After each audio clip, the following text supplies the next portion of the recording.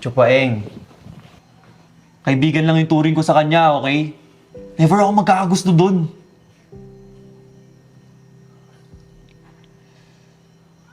Bakit? Fort? Kanina ka ba andyan? Oh, bakit?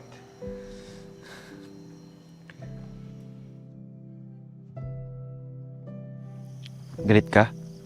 Hindi. About pala dun sa narinig mo kanina na... Galit ka na. Hindi ako galit.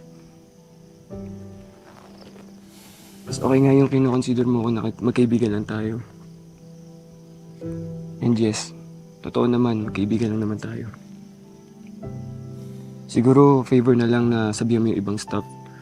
Naiwasan tayo pag-usapan kasi wala naman tayong ginagawang masama eh.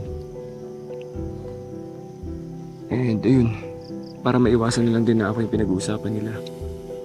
Para rin sa'yo. Kasi trabaho lang naman yung ginagawa mo. Sige, sasabihin ko sila. Susungitan mo ba ako ulit? Hindi ah. Hindi naman ako immature para itrato ka ng ganun. After nang inagalagaan mo ko, inligtas mo ko, babawi ako sa'yo.